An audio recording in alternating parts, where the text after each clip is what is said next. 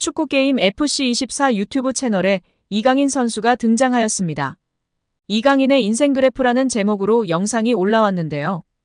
이 채널은 명장로드라는 컨텐츠 이름으로 벤투, 무리뉴 등과 인터뷰하며 많은 팬들의 사랑을 받았습니다.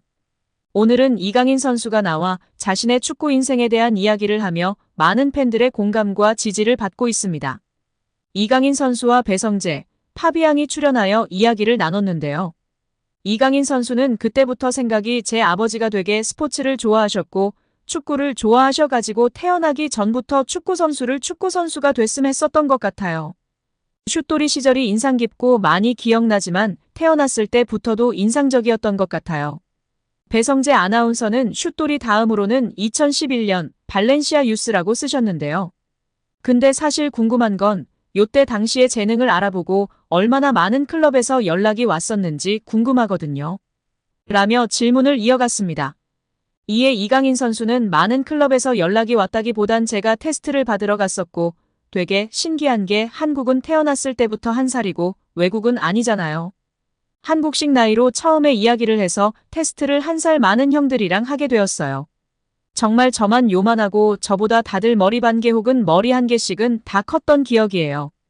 처음 갔을 때, 와, 이 친구들은 진짜 잘하구나 라고 느꼈었던 것 같아요.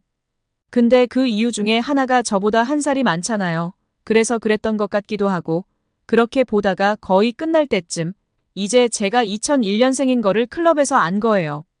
그래서 이제 마지막 날, 제 나이에 맞는 친구들이랑 해서 경기를 했었던 것 같아요. 그래서 어떻게 운 좋게 잘 돼서 이렇게 입단할 수 있게 되었던 것 같아요. 라고 발언했습니다.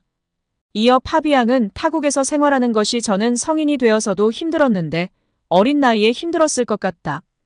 어땠냐고 물었습니다. 이강인 선수는 너무 저는 어렸었던 것 같아요. 너무 어려서 별 생각이 없었던 것 같아요. 그리고 제가 혼자 갔다면 저는 절대 좋은 선수가 될 수 없었을 거라고 생각을 하고 있어요. 저를 만들어준 제일 큰 부분이 저는 제 가족이었던 것 같아요. 가족이 저한테 너무 큰 힘이 되어주었고 힘든 순간에도 그리고 좋은 순간에도 항상 제 옆에 있어줬던 가족이기 때문에 정말 가족이 큰 저한테는 큰 존재고 큰 역할을 해준 것 같아요. 누나들이랑 또 부모님들이 오히려 또 뒤에서 고생을 하셨을 수도 있고 그걸 이제는 특히 누나들은 솔직히 말해서 누나들도 어렸잖아요. 저는 이제 제가 축구를 하러 그리고 제가 좋아하는 거를 하고 제 꿈을 위해서 간 건데 누나들은 솔직히 말해 그 어린 나이에 친구들이랑 있는 것도 좋고 한국에서 할 것도 더 많고 그래서 결국엔 제 꿈을 위해 이렇게 같이 희생해 준 거에 대해 너무 저는 고맙게 생각하고 있어요. 스페인을 처음 갔을 때부터 어린 친구들도 A팀, B팀이 있어서 절대 어린 친구들이 긴장을 놓칠 수 없게 만드는 시스템이 있는데 이번 연도에는 A팀에 있는데 다음 연도에 B팀으로 가는 거는 그 어린 친구들한테도 창피한 부분이잖아요. 근데 그 선수가 그렇게 실력을 못 보여주면 다음 연도에는 방출을 당하거나 이렇게 되는 게 현실이잖아요. 저는 어렸을 때, 내년에 내가 B팀으로 가면 어떻게 될까? 그래서 뭔가 더 혼자 노력하게 되고 더 발전하려고 하고 그 안에서도 계속 경쟁을 하고 이런 부분이 되게 좋은 영향을 줬고 되게 냉정하게 생각하실 수도 있을 것 같은데 축구를 잘하면 아무도 건들 수가 없어요. 그렇죠. 실력으로만 이게 평가가 되고 그 어린 친구들도 어른들이 봤을 때는 와, 어린애들이 저래도 되냐? 로 생각할 정도로 정말 냉정한 세계에서 축구를 하는 거기 때문에 그런 부분에 있어서는 저는 매우 긍정적으로 생각을 하고 있어요. 그 부분이 저를 항상 매 순간 더 발전하게 만들었던 것 같고 그래서 저한테는 되게 중요한 시절이었던 것 같아요. 이 시기가 발렌시아에서 1군 데뷔한 시기보다 더욱 인생에 있어 가치 있는 시간이었던 것 같아요. 결과가 중요하긴 하나 저는 과정이 더욱 중요하다고 생각해요. 정말로 시간이 지나고 나서 봤을 때는 나한테 더 도움이 됐고 더 사람으로서 발전이 된 순간이기 때문에 그리고 그렇게 느끼기 때문에 결과가 있었을 때보다는 저는 오히려 준비 과정이 더 저한테는 중요한 순간이고 더 뜻깊은 순간이었던 것 같아요. 여기에 영국 매체 더미러는 올 시즌 현재까지 알려진 최고 연봉 톱10 리스트를 공개했습니다.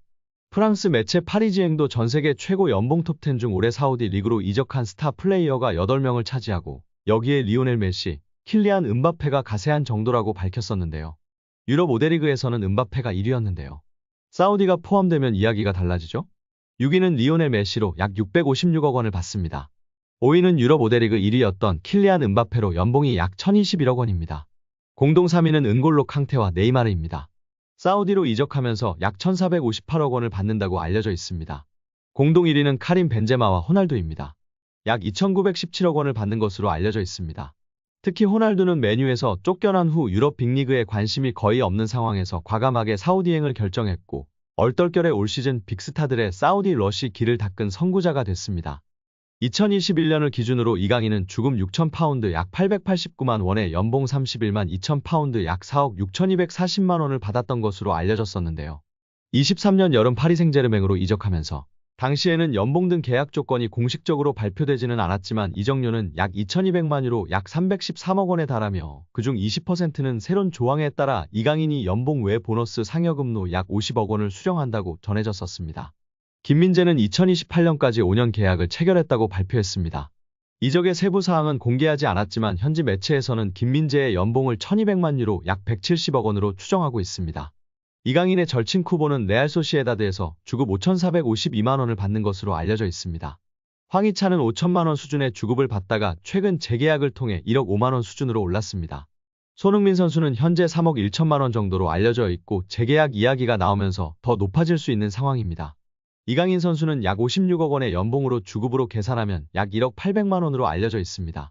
이강인과 동일한 22세 선수 중 가장 높은 연봉을 받는 선수는 맨시티의 혼란인데요. 맨시티 경기에 60%를 출전할 경우 주급으로만 6억 4천만 원을 받고 잉글랜드 프로축구 선수 협회 올해의 선수상, 올해의 팀 등 다양한 보너스 조항이 있어 실제 받는 금액은 더 크다고 알려져 있습니다. 이강인 선수보다 어린 세계적인 유망주 중 한 명인 레알의 카마빈가는 주급 2억 3천만 원 이상을 받는 것으로 알려져 있고 잉글랜드의 희망이자 최고 유망주 벨링엄도 레알에서 3억 원을 받고 있습니다.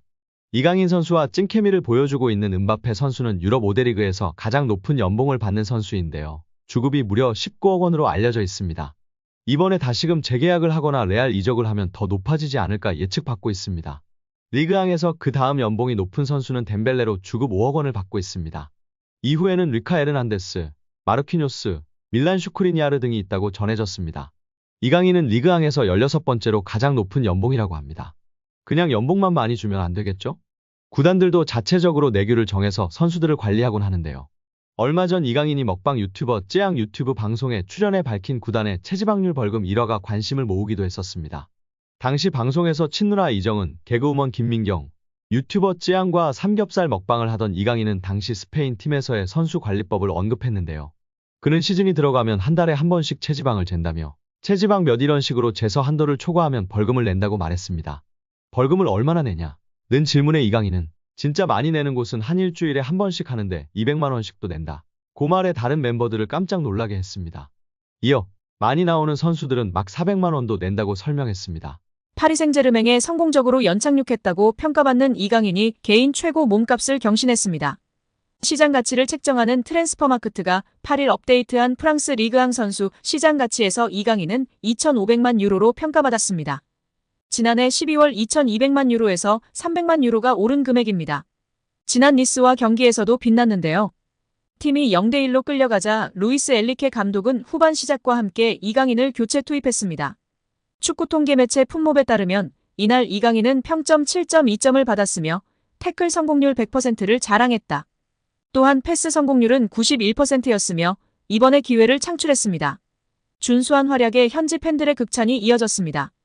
PSG 팬들은 이강인을 선발로 써야 한다. 그는 이번 시즌 초반 최고의 PSG 선수다라는 등 찬사를 쏟아냈습니다. 이강인의 가치는 이날 경기에서만 한정되지 않는데요. 축구 통계 매체 후스코어드닷컴에 따르면 이강인은 이번 시즌 현재까지 총 7개의 키패스를 기록했습니다. 니스전을 포함해 총 423분을 소화한 이강인은 90분당 3.6개의 키패스를 기록했으며 이 기록은 리그앙 1위, 유럽 5대 리그 선수 중에선 7위의 기록입니다. 이강인의 위에는 부카요 사카, 케빈 데 브라위너 등이 자리했습니다. 놀랍게도 리그앙에서 키패스가 가장 많지만 이번 시즌 이강인은 어시스트가 하나도 없는데요. 이강인의 패스를 받은 동료들이 제대로 마무리하지 못하고 있다는 것으로 해석할 수 있습니다.